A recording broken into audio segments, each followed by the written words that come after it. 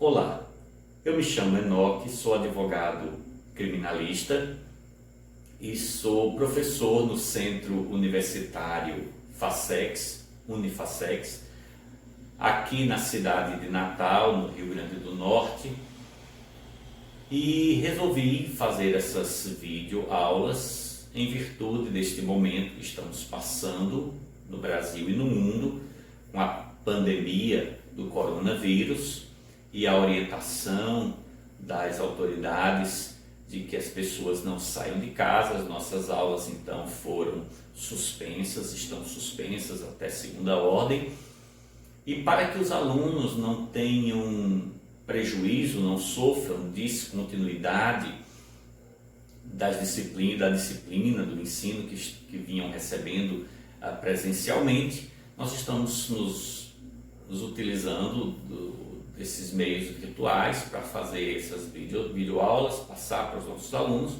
para que eles possam então dar continuidade aos seus estudos na segurança dos seus lares.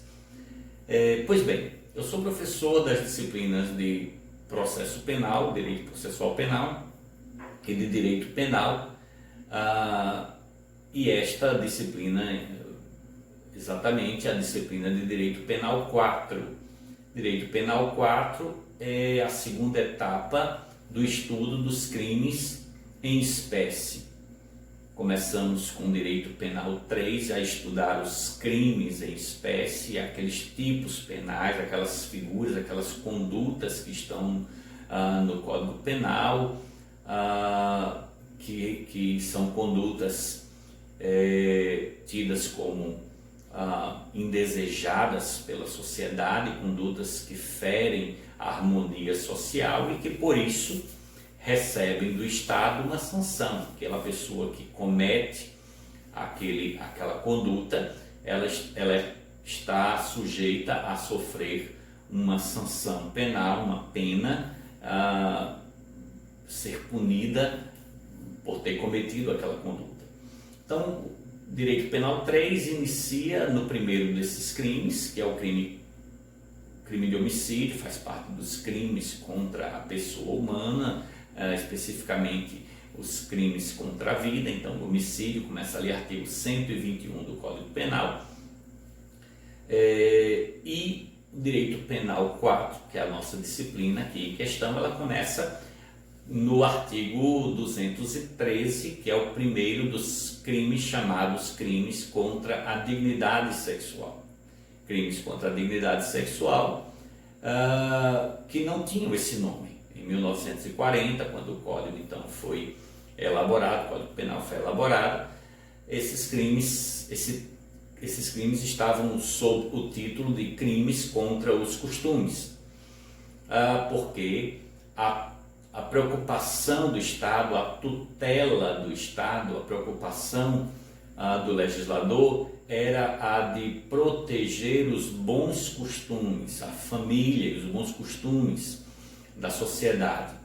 É claro que dentro disso existe toda uma carga religiosa, a gente não tem como fugir disso. As leis, elas são muitas vezes fincadas, alicerçadas nas ideologias, dos pensamentos dominantes, e em 1940 o que dominava era o pensamento católico, cristão, enfim, e havia toda uma influência do ensino da igreja, e o legislador então se preocupa em proteger esses bons costumes. Daí os crimes então de estupro, atentado violento ao pudor, sedução, eram crimes que preservavam os chamados então bons costumes. E algumas coisas então passavam, como por exemplo, se um marido quisesse uma relação sexual com sua esposa e ela não desejasse, ele então poderia forçá-la, exigir, até ser violento com ela, e isso não era considerado um crime, porque não era contra os bons costumes que o marido exigisse da esposa que ela o servisse na área sexual. Mas isso, obviamente, que o tempo foi se encarregando de mudar, de trazer novas conotações, e recentemente, podemos dizer assim, em 2009 surge, a partir da Lei 12.015 de 2009, uma nova visão para esses tipos, para esses tipos de crime, para esse tipo de crime, e eles deixam de ser então denominados de crimes contra os costumes e passam a ser chamados de crimes contra a dignidade sexual. E aí então a tutela do Estado agora passa a observar, a cuidar, a preservar não mais os bons costumes, mas a dignidade da pessoa humana no trato da sua própria sexualidade.